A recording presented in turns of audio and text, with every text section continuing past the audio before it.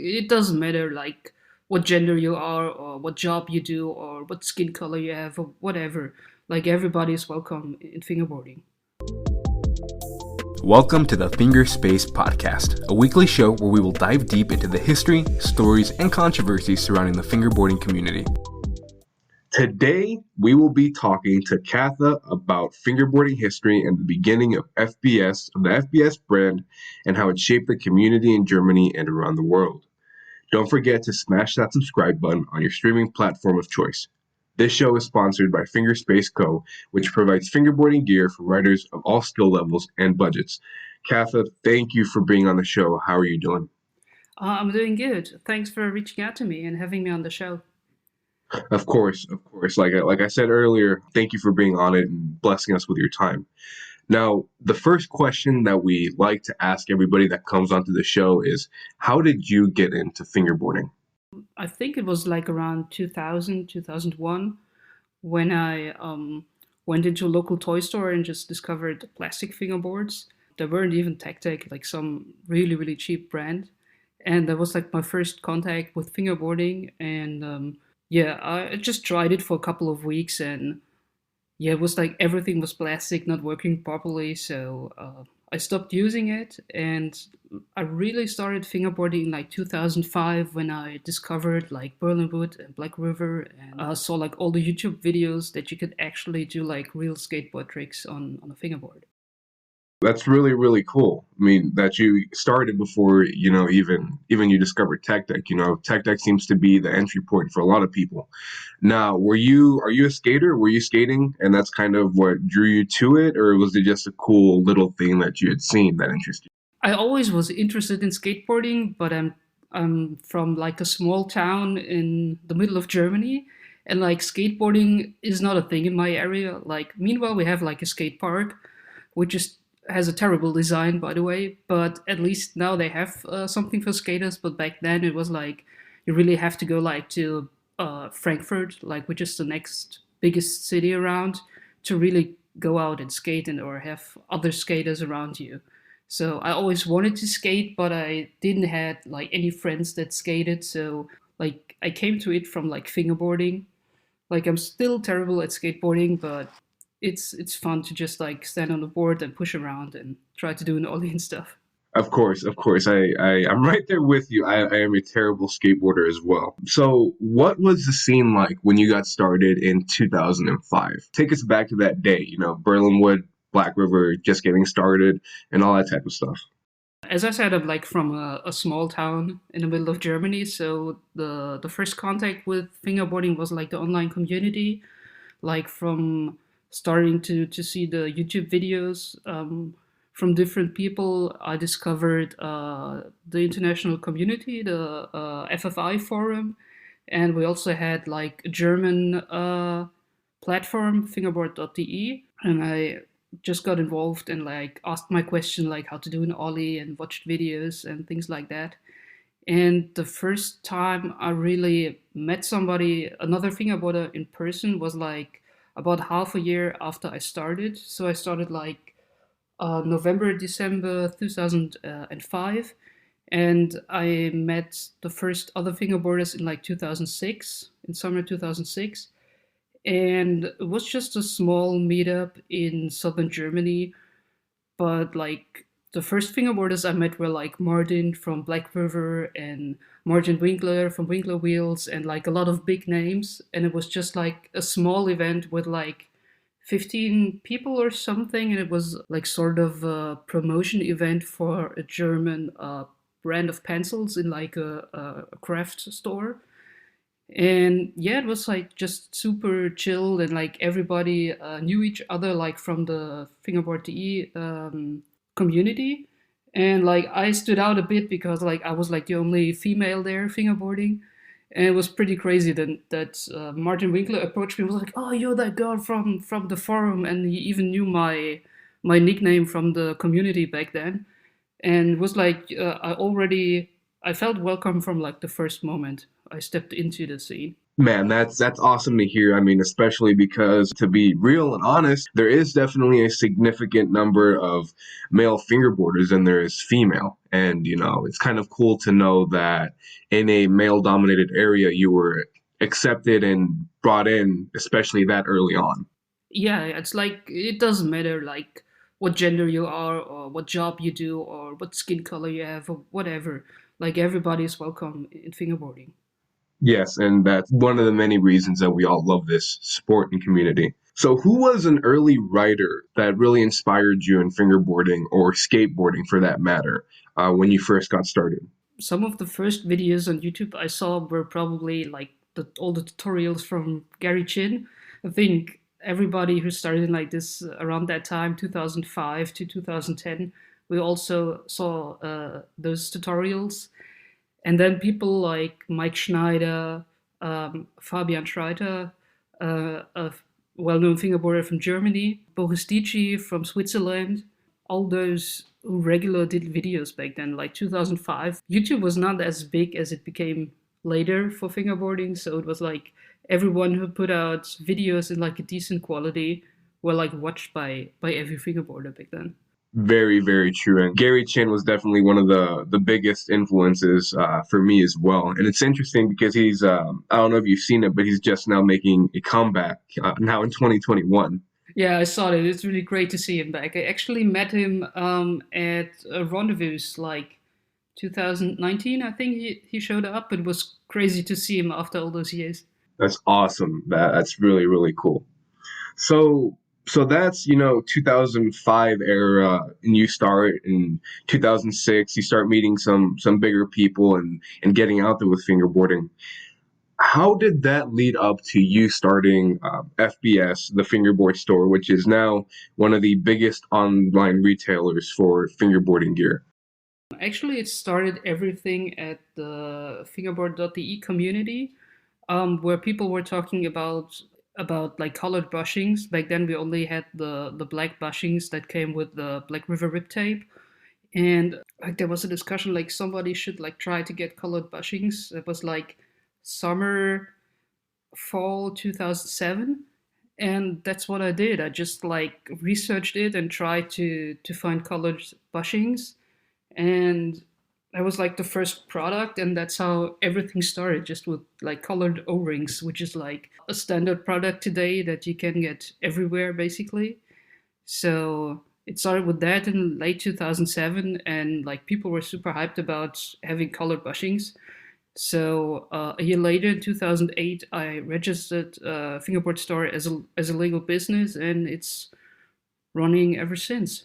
Really, I had no idea that's how you got started. I started in 2010, so it's kind of like FBS was kind of always a thing, and later on it was the grip kind of really took off and blew up and was the number one grip tape in the scene for a while. Yeah, the grip tape, the FPS tape came a bit later. I think like maybe late 2008, 2009 was like the second product after like having color bushings. Now I have to ask because it's one of my favorite tapes, and I have it on half of my setups here. Has it always been the same formula? Yeah, like the tape itself, it's always been the same thing from the first day.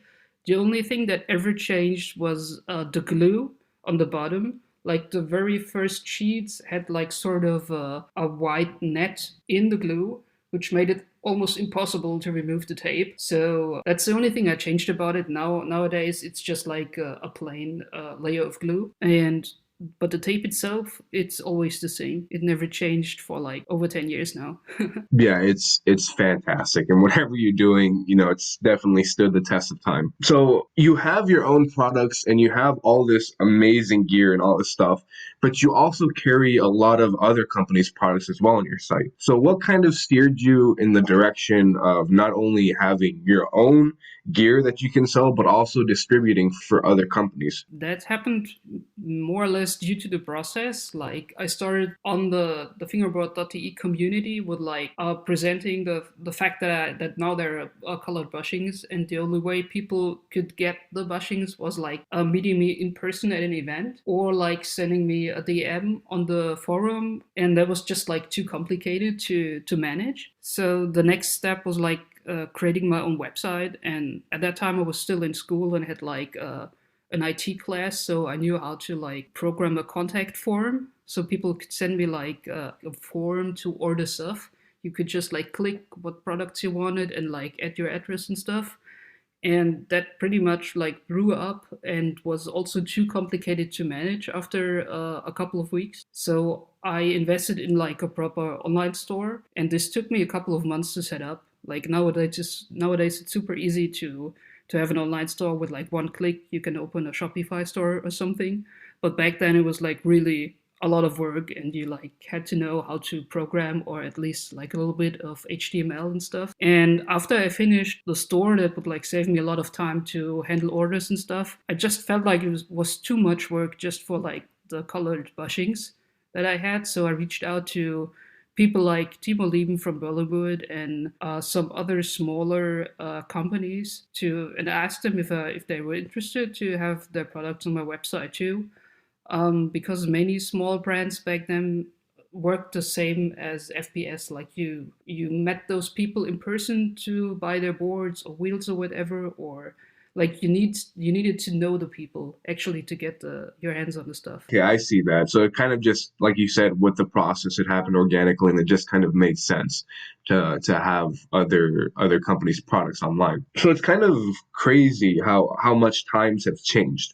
You know, when you started and early on when I started, the forums were kind of still really big. But now everybody seems to be on the Instagram scene. So, how do you think that Instagram has affected or changed the fabric of the fingerboarding scene over time, you know, as compared to when you started? It made it a lot easier to stay connected internationally with everyone. Back then, like every country more or less had their own like online community. Like we had in Germany, we had fingerboard.de. Then there was like an Italian forum. I think it was called Spaghetti Fingers, and like a Portuguese, a Spanish one, and of course FFI. And nowadays, meanwhile, everyone is like on Instagram, so it makes it a lot easier to stay connected internationally. And basically, you can stay in touch with people and organize things. For example, this podcast in a couple of minutes, because basically it's everything on your phone in your pocket. And back then, it was like we come from an age where there were no smartphones, so you know what I'm talking about. Definitely. So, with your perspective, how has this made it easier or even more difficult to run a business? It's easier because you can reach a larger audience, and everyone can see your posts and stuff. But the hard thing is like the content you produce is very like short-lived. Like if I post something on Instagram, someone else will see it. Maybe I get a like and they forget about it. Back in the days, you like posted a YouTube video and you just pull it up over and over again and watch it again. Nowadays, it's just like short clips and photos, so you have to be more consistent producing content, I think. But all in all, I think social media is an improvement, because just to be able to talk to everyone worldwide that is interested in fingerboarding is, yeah, very positive, I think. I think so as well, but it is very true what you just mentioned about how everything's kind of short lived. And I think that kind of has to do with the fact that there's so many more people doing this, which is great. But with that, there's so much media, it kind of gets cluttered. Yeah, true, true. So, what would you say is one of the biggest differences from when you started and the fingerboarding scene now? I know it's, you know, a 15, 16-year span, but what would you say kind of the big differences are?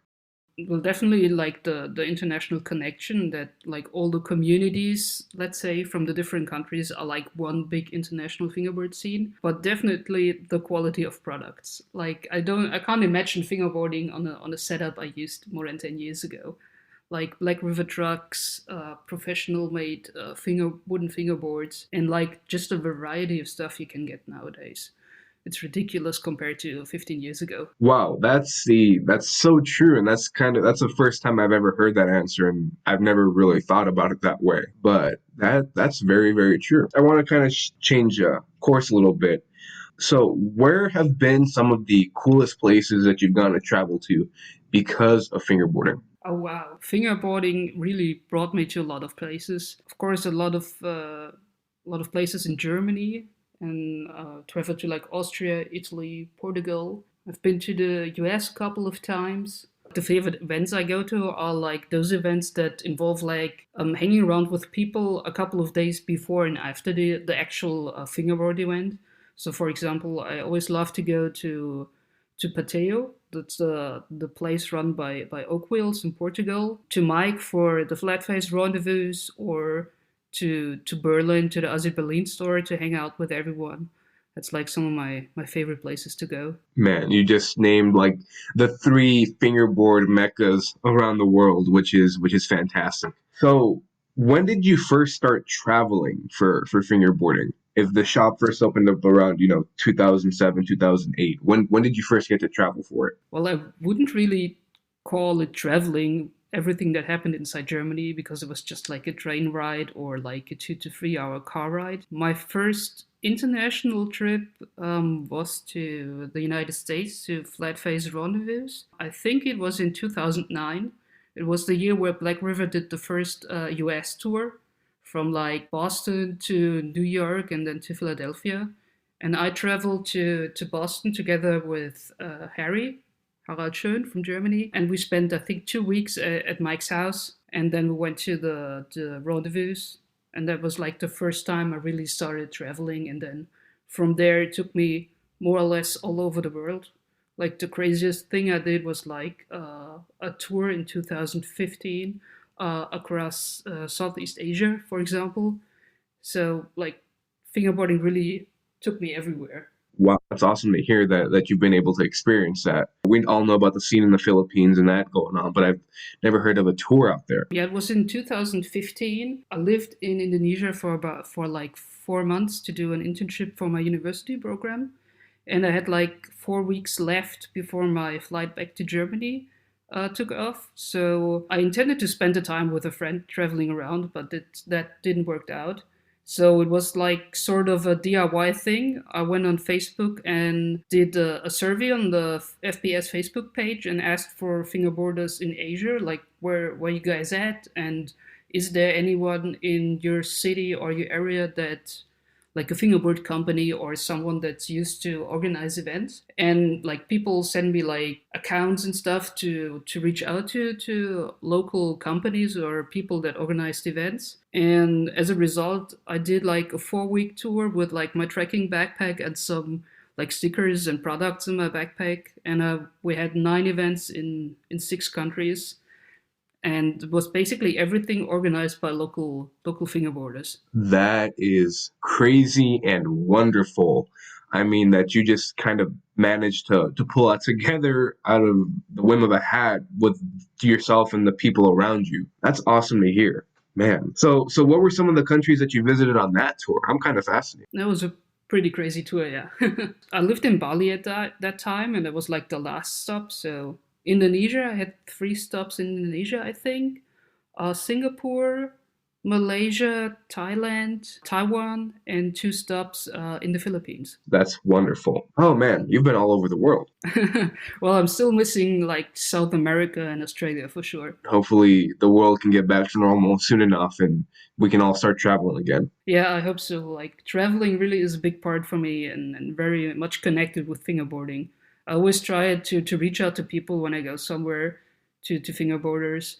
Like, for example, the last time I went to Rendezvous, I think it was fall 2019, I got a cheap flight to New York City and just took the bus to Boston. And on the way back, I spent a couple of days in New York, and we had a local meetup in Brooklyn. I think we were like 20 people or something. And that's perfect. It's awesome to just hang out with locals and mix it a bit with like traveling and sightseeing and stuff. Definitely, when something it just feels organic and natural and real. So hopefully soon we can all get back to it. But until then, I think we have to try and do more outreach, just like we're doing now. So, what would you say is something you admire or miss most, kind of the quote unquote good old days of fingerboarding? In general, like YouTube videos, as I said before, like content became more short-lived, and it's more like short clips on Instagram and photos. They don't need to be like super long edits, like just some 2 to 3 minute clips that are really, people really put some work into making the video. That's something I miss. And in general, like the long form conversations you used to have in like forums like fingerboard.de or FFI. Yeah, I agree with that definitely. So the last question that I really want to ask you is more of an open-ended question.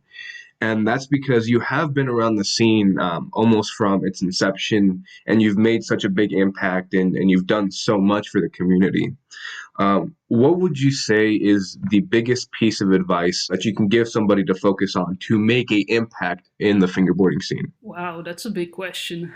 I think it's like just stay original. Like I didn't start fingerboarding with the intention of making products or having a company. It was just a hobby for me, and it still is a hobby for me today. So in terms of making an impact, either you become like a crazy good fingerboarder that makes great videos, or you start to make some products at some point. But yeah, the main thing is just have fun with it, and if you enjoy what you're doing, you will make an impact. If it's a nice video, or you're starting doing podcasts, or whatever sort of output you have, just enjoy the process, and people will notice if you have a good time fingerboarding. That is very, very good advice. Now, Katha, again, thank you so much for your time. Feel free, please, to plug yourself, the website, the Instagram for those maybe 1% that aren't already following you, and if you'd like to share any last words with the audience. Yeah, well, my Instagram is Katha FBS, and the website is fingerboardstore.de. Yeah, thanks again for having me on the show. And yeah, everyone just like keep fingerboarding, have a great time, and yeah, don't think about it too much. Just enjoy it. Wonderful. Katha, again, thank you very much. It was an absolute pleasure. And until the next time, stay safe, and thank you for everything that you do. Thank you, guys. I hope you enjoyed this episode of the Fingerspace podcast. Thanks for skating by, and don't forget to nosebonk that subscribe button and dark slide on over to our Discord server. This episode was produced by Fingerspace Co. and hosted by Nostalgia FB. Big thanks to all guests and listeners.